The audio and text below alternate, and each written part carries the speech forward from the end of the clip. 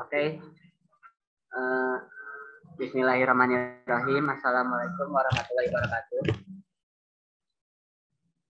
Waalaikumsalam warahmatullahi wabarakatuh.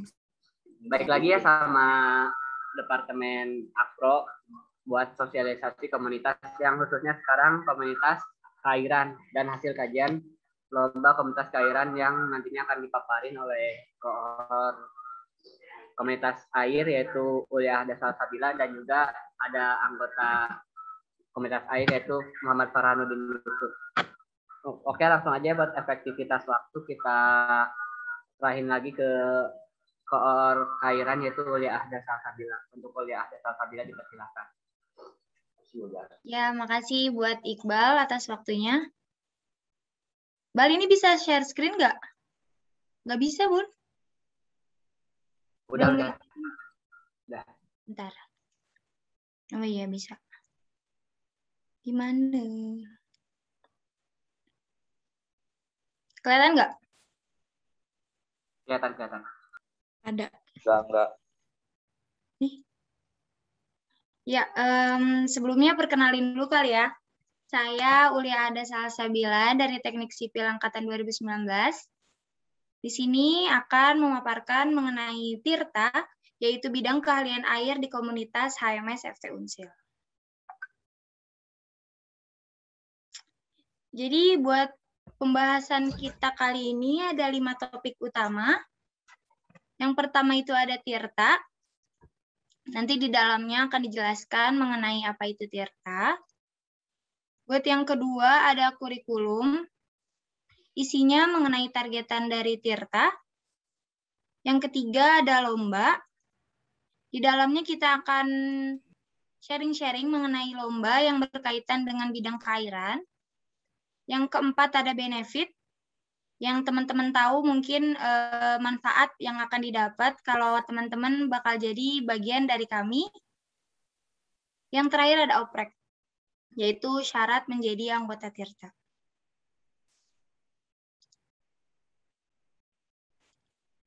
Langsung aja ke poin pertama ya. Itu ada penjelasan mengenai Tirta. Mungkin teman-teman yang nggak tahu atau awam, pasti bakal ada pertanyaan, apa sih Tirta itu? Ya, jadi Tirta ini merupakan kode nama yang dipilih untuk bidang keahlian air di komunitas HMS FT Unsil. Tirta sendiri berasal dari bahasa Sanskerta, yaitu Tirta yang berarti kesucian atas titik air. Nah, kenapa sih kita pilih nama Tirta buat kode nama bidang keahlian air ini? Ya, jadi kita pilih Tirta sebagai kode nama bidang keahlian air di komunitas HMS FT Unsil karena air itu kan merupakan salah satu aspek penting kehidupan ya. Hampir semua kegiatan kita itu berkaitan sama air. Salah satunya kita ibadah, itu pasti kita butuh air dulu kan untuk berwudu.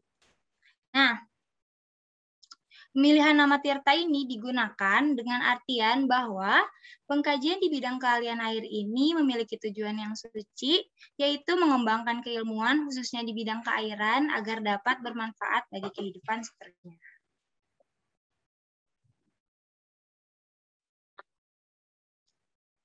Yang kedua, ada pembahasan mengenai kurikulum. Jadi di kurikulum ini kita itu punya target pemahaman untuk tahun ini untuk anggota bidang keahlian air di komunitas HMS FT Unsil. Saya ngelompokinnya menjadi 4 bagian. Yang pertama itu ada karya tulis ilmiah. Jadi target pemahaman kita mengenai karya tulis ilmiah itu ada tentang format penulisan, heading, sama tips and trik dalam menyusun karya tulis ilmiah. Selanjutnya berkaitan dengan analisis hidrologi, yaitu mengenai pengolahan data hujan, perhitungan debit banjir, dan hidrograf.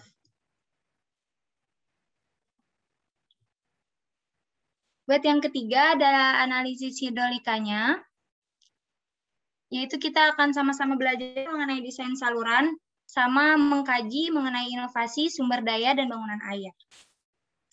Buat target pemahaman yang terakhir itu ada pelatihan software keairan. Mungkin teman-teman masih awam kali ya, software apa aja sih yang berkaitan sama keairan? Karena kan yang kita tahu itu seringnya tentang AutoCAD, SAP, ETABS, gitu-gitu. Sedangkan kita tuh perlu tahu kalau ada software loh yang mengenai keairan ini kayak HECRAS, HKMS, terus EPANET, WaterNet, ArcGIS juga masih berkaitan dengan keairan. Nanti kita bakal ngebahas di bidang keairan di komunitas HMS FT Unsil ini. Bentar. Kita lanjut ke pembahasan ketiga, yaitu ada lomba. Nah, lomba apa aja sih teman-teman yang ada yang berkaitan sama bidang keairan ini? Yang pertama itu salah satunya ada kompetisi bangunan air yang diadain sama UB atau Universitas Brawijaya. Terus ada Dam Innovation Contest atau lomba rancang bendungan nasional. Dan yang paling banyak, lomba yang paling banyak mengenai bidang keairan itu ada paper, artikel, sama karya tulis ilmiah. Banyak yang ngadain tentang LKTI ini, kayak BBWS juga sering ngadain lomba LKTI keairan, terus univ-univ juga banyak yang ngadain lomba LKTI mengenai keairan. Nah, buat selanjutnya ada sharing-sharing, sekalian pemaparan kajian hasil lomba juga yang akan dipaparkan oleh Muhammad Farhanuddin Yusuf atas lombanya dengan judul Bendungan Bawah Tanah sebagai penyedia pasokan air berkelanjutan pada musim kemarau. Untuk lebih lanjutnya mungkin langsung bisa dijelaskan oleh Bang Ucup ya, gimana? Tes, Bang Ucup ada? Boleh. Asup masuk. Ya, silakan Bang Yusuf. Iya. Teman-teman, Assalamualaikum warahmatullahi wabarakatuh. Kelas anjing halus. Iya, Ji. Aduh. Ya, oke. Mungkin di sini saya bakal ngebahas tentang lomba yang saya ikutin kemarin ya. Nah, yang pertama ini sebenarnya lomba ini nih sebenarnya emang benar-benar lomba LKTI sebenarnya. Cuman emang dikemasnya itu secara artikel ilmiah gitu. Nah, apa sih yang dimaksud artikel ilmiah ini nih? Artikel itu tuh jadi kayak sebenarnya bebas gitu. Kalian mau gimana aja ngerangkanya. Cuman ilmiah di situ lah ya ada struktur kayak bab 1, bab 2, bab 3 dan semua informasi yang dicantumin di artikel ini itu harus berdasarkan pustaka-pustaka ilmiah. Mungkin seperti itu ya. Nah, terus lomba ini diadain sama siapa sih? Nah, lomba ini diadain sama Perum Jasa Tirta. Tepatnya ada kayak learning center-nya gitu, ada namanya WRE, Water and Renewable Energy Jasa Tirta 2. Nah, di situ tuh kayak kita bagian riset dan teknologinya di Jasa Tirta 2. Jasa Tirta 2 itu termasuk ke dalam BUMN ya, teman-teman. Terus saya kebetulan kemarin ngirim 2 LKTI ke Jasa Tirta ini dan alhamdulillahnya lolos gitu salah satunya dan alhamdulillahnya jadi juara dengan segala keberuntungan dan kesalahan-kesalahan yang ada juga alhamdulillahnya saya masih tetap juara gitu. Mungkin kayak gitu dibalikin lagi ke Buya. Ya,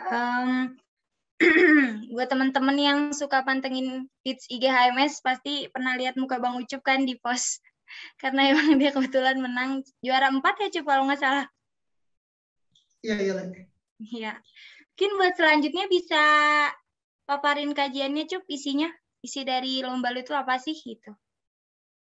Oke, nah karena di sini ini basisnya itu adalah artikel ya. Nah jadi sebenarnya artikel ilmiah populer itu kita harus tahu dulu targetnya kemana gitu. Targetnya ke masyarakat awam gitu. Nah jadi kita gimana caranya mengemas si LKTI ini benar-benar bisa dicerna sama orang-orang awam gitu. Jadi kayak bahasanya dirubah, jangan terlalu ilmiah banget atau gimana gitu. Nah di sini sebenarnya konsepan pertama dari bendungan bawah tanah itu sebenarnya bendungan yang ngebedain itu adalah yang di bendung itu adalah sungai bawah tanah. Nah, di sini ada di bagian isi itu kita ngejelasin tentang aspek-aspek bendungan juga, yang ngejelasin bendungan yang secara umum itu gimana. Saya ngutip di peraturan pemerintah, itu saya ngutip tentang bendungan itu kayak gimana. Terus saya ngejelasin di bawahnya itu adalah bendungan bawah tanah.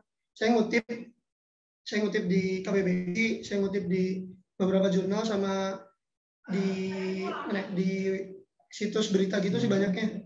Situs beritanya itu biasanya yang benar-benar benar-benar bagus lah gitu buat kalian mencari ide atau gagasan-gagasan ilmiah tentang LKTI itu. Di Puslitbang PUPR itu biasanya suka ada berita-berita yang kayak baru-baru gitu, kayak kemarin juga saya nemu Risa rumah instan sehat sederhana. Terus ada juga Karosemen di situ tuh. Ada juga ini bendungan bawah tanah. Banyak pokoknya di situ. Jadi teman-teman ketika bingung misalkan nyari yang mau bikin artikel ilmiah atau susah nyariin ide gitu buat bikin LKTI, bisa aja gitu kita cari-cari di situ, sama teman-teman juga bisa nyari nih buat judul-judul LKTI yang udah pernah menang. Mungkin bisa aja kita cari di lomba-lomba yang terdahulu. Biasanya kalau misalkan di website atau di info-info pengumuman lomba kan biasanya suka dicantumin tuh nama lomba, asal univ, sama judul LKTI-nya. Nah, teman-teman sebenarnya itu kita bisa tuh ngambil judul dari situ dan kita amati, tiru, modifikasi. Misalkan kayak gini, kayak bendungan bawah tanah ini sebenarnya ini masih bisa juga dilombain lagi. Misalkan di PKM atau di mana gitu. Dengan kita cantumin ini studi lokasi, misalkan kayak kita nih analisis dulu nih lokasi yang mana yang tepat yang punya sungai bawah tanah. Kan otomatis kayak di abstrak yang saya jelasin tadi, itu sungai bawah tanah itu ada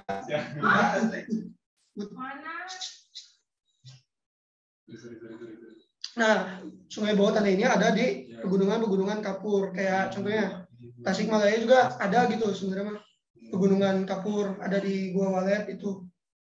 Nah, kayak gitu. Terus ada lagi aspek-aspek yang lainnya, yaitu ngebahas tentang air permukaan dan air tanah. Air permukaan itu apa sih? Nah, ini nih dibahas di matkul-matkul gitu, di matkul-matkul PSDA, di hidrologi gitu. Ya intinya mah pada dasarnya air permukaan itu air yang ada di atas permukaan tanah. Kayak contohnya laut, sungai. Nah, biasanya air itu dipakai buat apa sih? Buat kebutuhan domestik dan non-domestik, kayak rumah tangga, industri, dan lain-lain.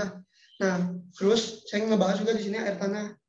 Jadi di sini emang teman-teman saya emang nggak ngebahas secara detail dan benar-benar berat, karena emang judulnya juga artikel ilmiah populer gitu, supaya orang awam juga bisa kan. Nah, air tanah tuh ya air yang ada di tanah. Jadi ya hasil dari infiltrasi tanah yang ke bawah gitu, jadi masuk terus terserap dan ngasilin sebuah sungai gitu di bawahnya.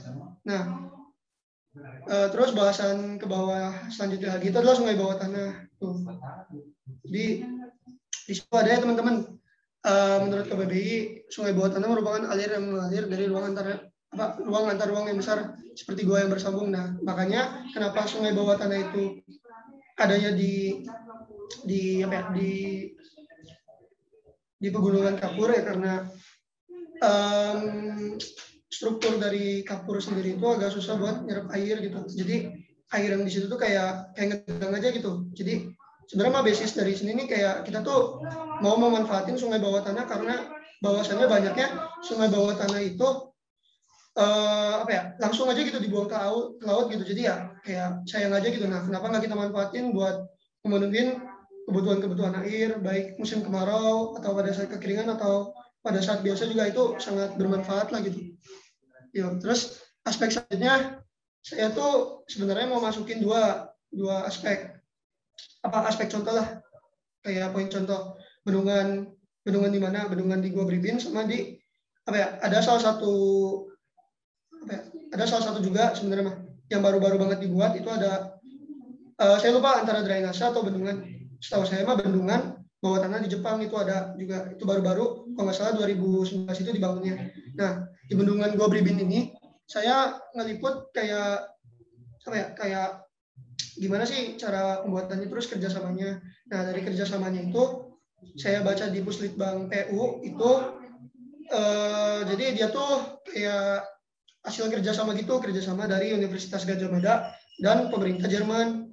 Nah, benua ini dibuat tanggal tahun 2004 dan diresmikan tahun 2005. Nah, anggarannya itu 1,4 juta euro.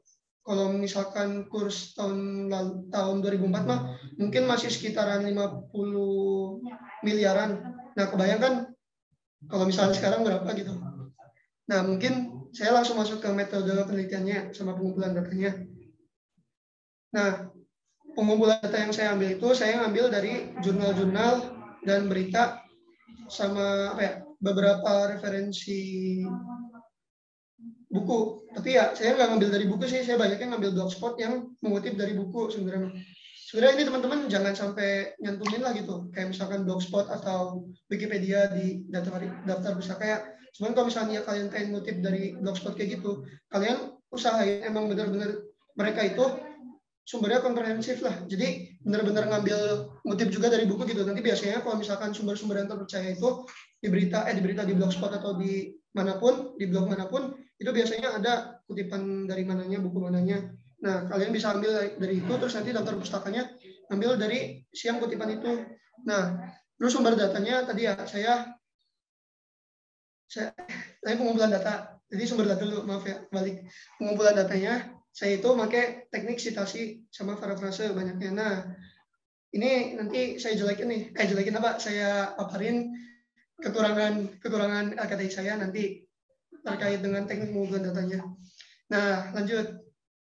Terus ke pembahasannya. Pembahasannya mungkin sebenarnya mah kayak gimana? Kayak kita kayak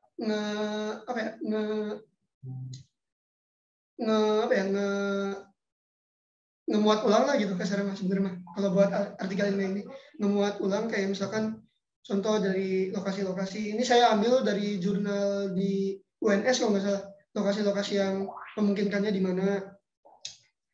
Terus saya ngebahas aspek penting dalam pembangunan bendungan kayak di bawah. Nah, di sini ada survei penentuan lokasi bendungan.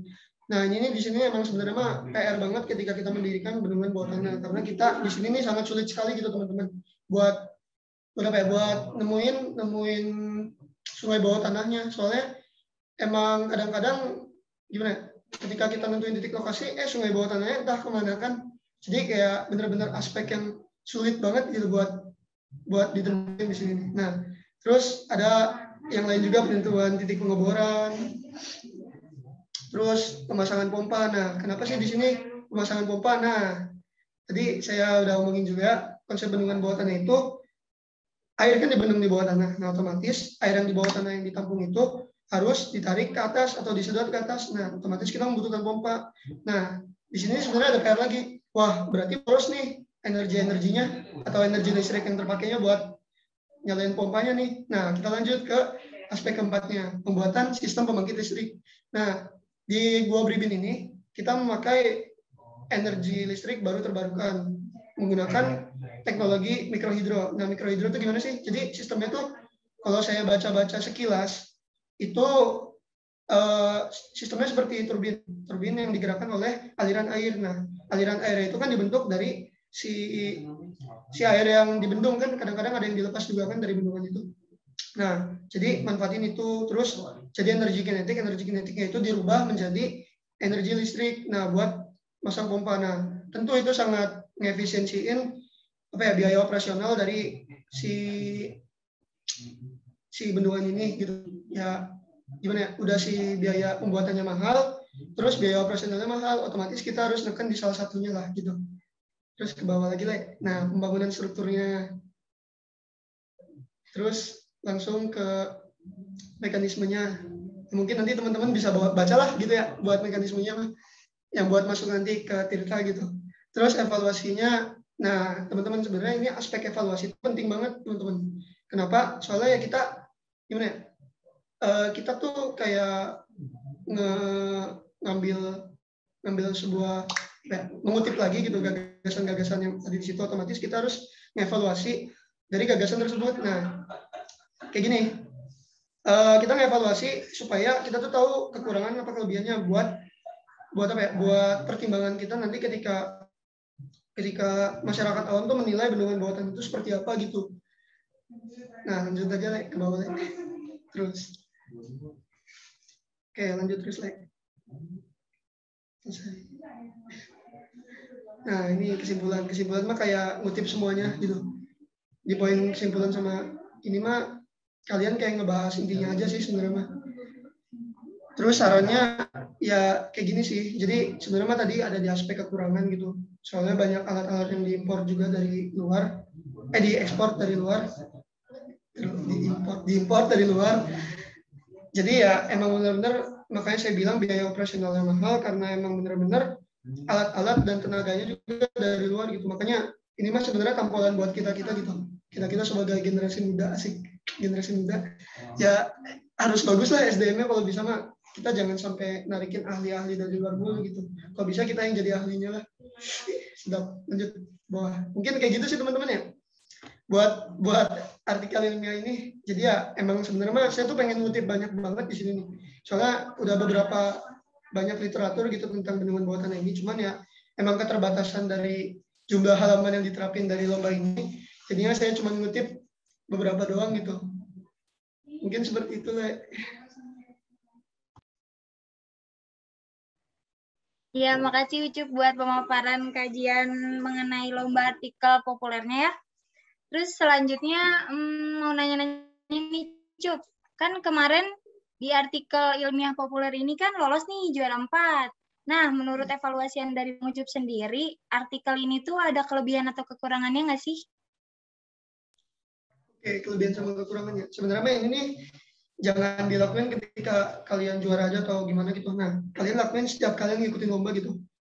Ini evaluasian saya sebenarnya ikut lomba ini dari LKTI dari lomba karya tulis ilmiah saya sebelumnya. Tapi tetap aja yang namanya manusia nggak ada yang sempurna gitu. Nah, ini kebetulan saya hasil kajian saya dari kekurangan dari LKTI saya yang bendungan bawah tanah ini. Yang pertama itu kekurangannya itu banyak tipe. Nah, mungkin ya karena saya ngerjainnya malam dan diburu-buru juga soalnya kemarin tuh saya target rencana tuh ngirim 3 LKTI, cuman karena kesibukan yang lain jadi saya cuma sempat bikin 2 LKTI. Nah, mungkin gara-gara hal itu jadi saya banyak tipe dan saya juga kurang ngaudit si LKTI ini. Kemarin tuh ngaudit cuma sampai 5 kali doang. 5 kali dibaca lagi kata-katanya mana yang pas mana yang enggak. Nah, mungkin buat teman-teman yang mau ikut lomba LKTI ngauditnya mungkin bisa sampai 10 sampai 20 kali ya teman-teman. Biar tipe-tipe tuh hilang gitu. Jangan sampai ada tipe lah, soalnya itu ngurangin banget poin penilaian, soalnya ada poin penilaian sistematika juga sama penggunaan EED kan ya. Nah, terus topik yang struktur saya juga kurang rapi dari segi gambar juga kayak nggak rata tuh. Coba Le, agak ke bawah coba Le. Tuh yang ini besar, yang bawahnya lebih besar, bawahnya lagi tuh itu lebih kecil. Nah, sebenarnya itu tuh hal kecil yang harus diperhatiin sih menurut saya mah. Tuh kayak ini kan nggak rata gitu kan. Nah, harusnya diperhatiin soalnya kayak gimana? Ngelihat estetikanya, soalnya waktu lagi di artikel ilmiah ini emang salah satu poin penilaiannya itu adalah aspek estetika. Makanya saya nyantumin cover book juga di situ tuh. Soalnya ya buat menarik juga. Cuman kalau buat isi penulisan di dalamnya saya nggak nyantumin background atau pamflet kayak gitu, template kayak gitu, karena saya ngerasa ini nih artikel ilmiah dan biar pembaca itu fokus sama kata-kata saya atau isi dari materi yang saya bawain.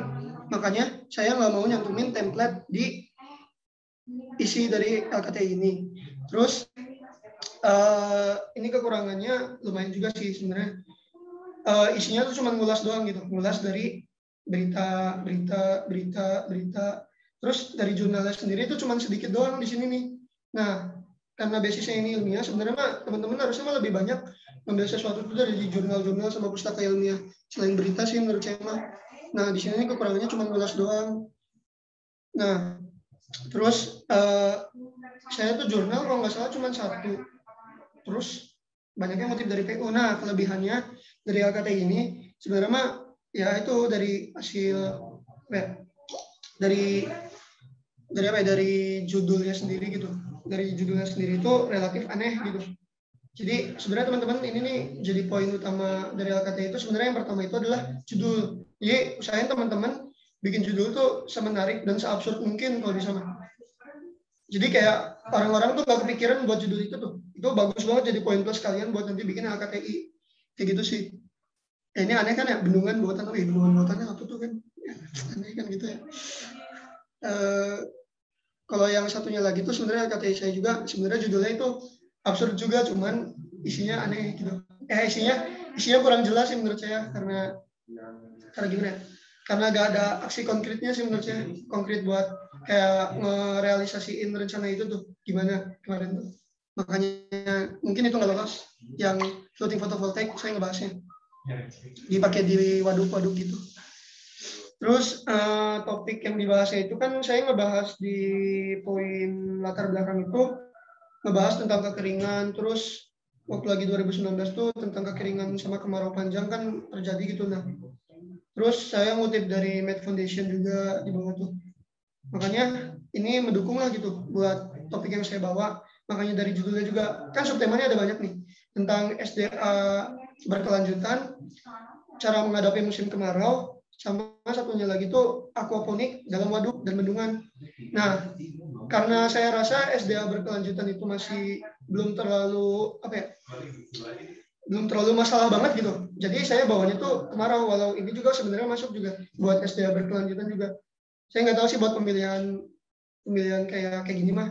Nah, ntar kalau buat pemilihan subtema kayak gini, saya saranin teman-teman buat konsultasi ke dosen-dosen sih. Soalnya ya kita kan orang yang belum terlalu pengalaman juga buat di bidang kayak gini. Mungkin kayak gitu sih, Le, buat hasil kajian kemarin, Le. Ya. Makasih ya Bang Ucup buat sharing-sharing mengenai artikel ilmiah populernya. Sama makasih juga buat tips-tips yang tadi udah dipaparin sama Bang Ucup. Buat mungkin ada dari partisipan yang mau bertanya, dipersilakan bisa di raise hand atau diketik di kolom komentar mungkin. Yang mau tanya sama Bang Ucup mengenai artikelnya.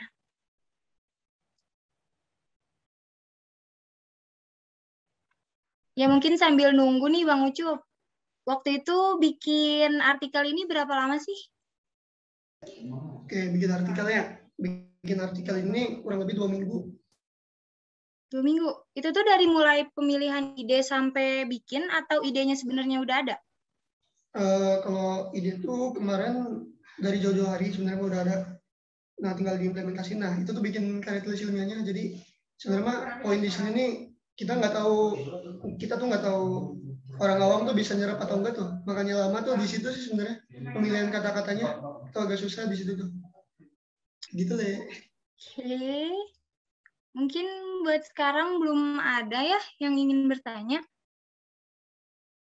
Nanti mungkin di akhir ya Bang Ucup siap-siap siapa tahu ada yang mau nanya mengenai artikel ilmiahnya. Makasih sekali lagi buat Bang Ucup atas pemaparannya. Mungkin ada prakata terakhir buat teman-teman. Gimana Bang Ucup? Sampai dulu prakata ya. Oke, prakata mungkin gini ya teman-teman. Kita gimana? Kita terus ikutin aja lah gitu. Ikutin terus atau partisipasi kalian dalam lomba-lomba gitu. Kan ngelihat dari manfaat-manfaat yang ada gitu ketika kalian ikutin lomba. Itu benar-benar kerasa banget ketika kalian nanti mungkin pas kuliah atau mungkin kalian nanti pas kerja atau apa. Itu kita nggak tahu, yang penting mah kita ikut lomba aja dulu, buat manfaatnya mah belakangannya. Terus lagi tuh teman-teman banggain nama himpunan mahasiswa sipil gitu dalam bidang berprestasi atau apa. Intinya kita harus terus berusaha banggain nama himpunan mahasiswa sipil Unsil supaya kiprahnya tuh semakin bagus terus lah gitu di kancah nasional. Asik. Nah, buat teman-teman yang bingung buat ikut lomba, saya gak ada ide, gak ada apa, itu sebenarnya mah ide tuh banyak teman-teman tersebar di internet. Gak ada kata buat gak ada ide, sebenarnya kalian tinggal cari doang ya. Tadi saya udah kasih tahu kan buat tipsnya. cari ide-ide buat LKTI. Kayak misalkan kalian ikut suatu lomba, nah kalian tuh sebenarnya mah itu tuh bisa buat nyuri juga, nyuri ide buat dari univ lain tuh. Dari univ lain kalian curi, misalkan judulnya kayak kemarin. Ini kebetulan saya juga kemarin tuh lolos esai ya. Lolos esai, alhamdulillah sekarang lagi final ya. Tinggal presentasi, dan itu juga saya agak sedikit nyolong ide dari Universitas Yogyakarta, kalau nggak salah, Negeri Yogyakarta, itu tentang teknologi hybrid. Jadi teknologi hybrid mereka tuh tentang apa ya? Tentang energi listrik fosil sama energi listrik baru terbarukan. Nah di situ tuh kayak nge-hybridin aja gitu kan. Kalau misalkan energi listrik baru terbarukan kan biasanya pakai solar atau air. Nah solar itu kalau misalkan malam kan nggak ada, sedangkan pembangkit listrik itu harus on terus kan. Nah jadi mungkin di-combine sama itu fosil. Nah saya kemarin tuh esai ambil judulnya tuh jadi bikin sumber daya air juga sama pemanfaatan buat si fotovoltaik juga. Jadi di situ sih teknologi hybridnya. Jadi poin utama yang ngejual itu teknologi hybrid di situ tuh. Makanya alhamdulillah saya lolos kebetulan. Saya juga kemarin tuh konsultasi sama Bu Novia sama siapa lagi ya? Pak Askur juga. Asep Kurnia juga saya sempat konsultasi kemarin tuh. Ya direvisi juga kata-katanya di situ. Ya alhamdulillah sih. Itu sih makanya teman-teman jangan takut buat ngambil lomba atau berproses dalam perlombaan. Intinya mah kalian tuh bisa karena terpaksa lah. Kayak gitu sih. Jadi harus dipaksa dulu dari kalian, dari mana. Intinya mah harus ada paksaan. Mau dari diri kalian atau dari luar. Mungkin kayak gitu ya teman-teman ya. Semangat terus intinya mah.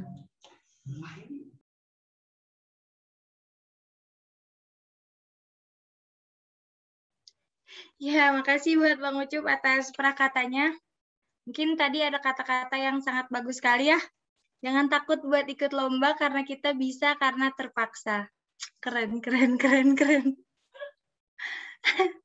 Mungkin buat selanjutnya bakal diterusin pemaparan materi dari bidang keahlian air ya dari Tirta. Sekali lagi makasih ya Bang Ucup atas sharing-sharingnya. Enjoy. Ya, akan saya lanjutkan.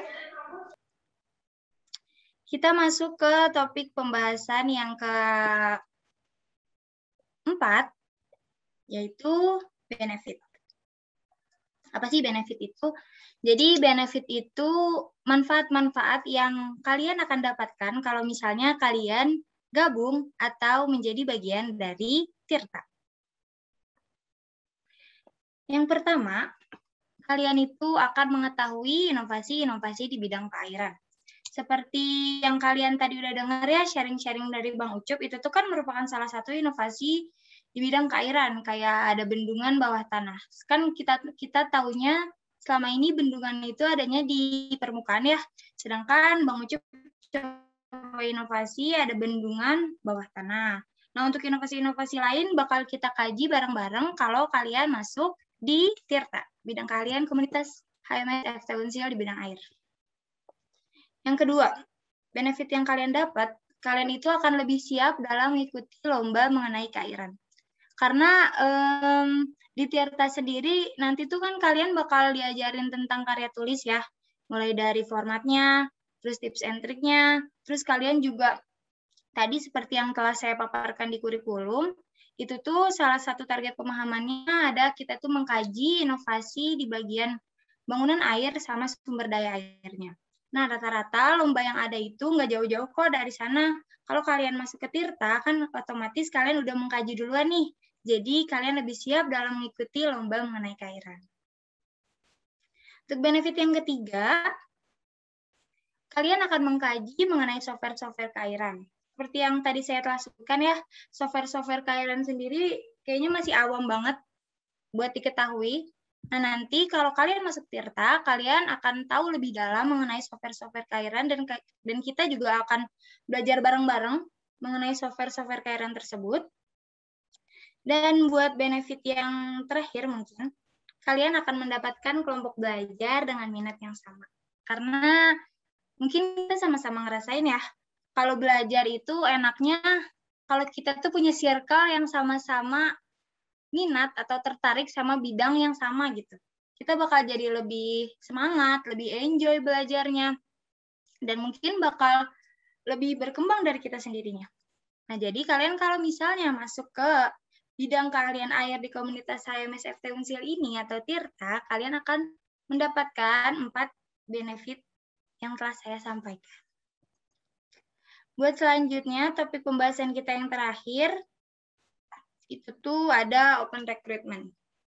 Di sini tuh kita akan ngejelasin syarat apa sih yang teman-teman harus lakuin kalau kalian mau jadi bagian dari Tirta. Jadi syaratnya gampang aja nih teman-teman. Di sini mungkin sama ya kayak bidang keahlian lain. Kalian tuh harus membuat motivation letter. Kita nggak nentuin sih maksudnya nulisnya di mana, atau diketik boleh atau ditulis tangan boleh, kita ngebebasin. Terus untuk ukuran kertasnya kita bebasin. Kalian bisa buat semenarik mungkin, entah itu ditempletin atau dihias-hias atau gimana pun terserah kalian. Tapi di sini kita ngasih minimal yaitu 1 halaman. Untuk isinya juga kalian bisa cari contohnya, referensinya di Google banyak. Dan untuk syarat dari kita cuma 1 tadi, minimal 1 halaman. Ya. Mungkin segitu aja kalau pemaparan dari bidang keahlian air, Tirta. Selanjutnya mungkin ada yang ingin bertanya? Buat yang nanya bisa langsung raise hand atau ketik di kolom komentar juga bisa. Ntar saya bacain.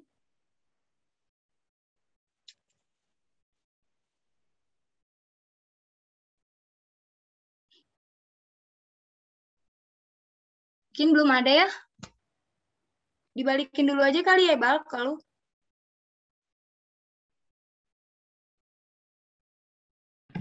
Oke, makasih Olia buat teman-teman. Kalau misalnya ada yang bertanyakan, dipersilahkan. Kita masih punya banyak waktu sebenarnya.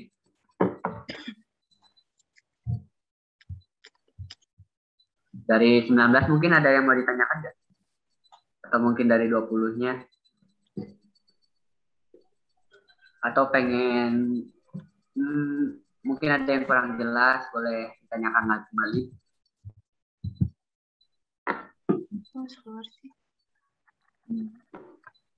Teman-teman santai aja. Mau nanya sama Bang Ucup juga boleh tuh tadi tentang artikel populernya. Ya. Masih dibuka kok.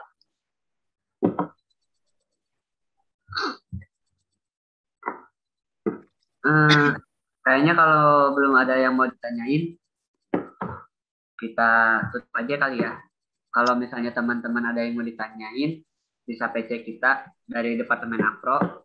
Terus kalau misalnya ada teman kalian yang pengen nonton siaran ulang gitu ya, karena terkendala waktu dan kesempatan, nanti kita bakal upload di YouTube. Tapi dengan minta izin dulu ke kita, karena ini kan bahasanya kajian lomba ya. Kita tuh nggak mau hasil kajian lomba kita juga ditonton sama orang lain, apalagi dari univ lain gitu ya. Makanya nanti kita upload, tapi yang mau nonton harus bilang dulu ke kita gitu. Soalnya emang ini agak sensitif juga ya. Nah, terus buat besok jangan lupa ada sosialisasi manajemen konstruksi sama core kita, yaitu core MK-nya yaitu Rizky Maulana. Nah, teman-teman kan 20 juga udah ambil manajemen konstruksi ya. Siapa tahu dari teman-teman 20 pengen ada yang ditanyain tentang MK, boleh nih disiapin deh sekarang biar besok teman-teman bisa langsung nanya gitu ke Abang Ikinya. Nah, mungkin dari kita segitu. Kalau buat oprek, besok kita share linknya buat forum umulirnya di Google Drive. Nah, teman-teman kalau misalnya emang udah ada plan gitu mau masuk apa, boleh disiapin deh juga motivasi letternya. Sekian dari kami Departemen Pengembangan Akademi dan Keprofesian. Wabillahi taufiq wal hidayah. Wassalamualaikum warahmatullahi wabarakatuh. Waalaikumsalam. Waalaikumsalam warahmatullahi wabarakatuh.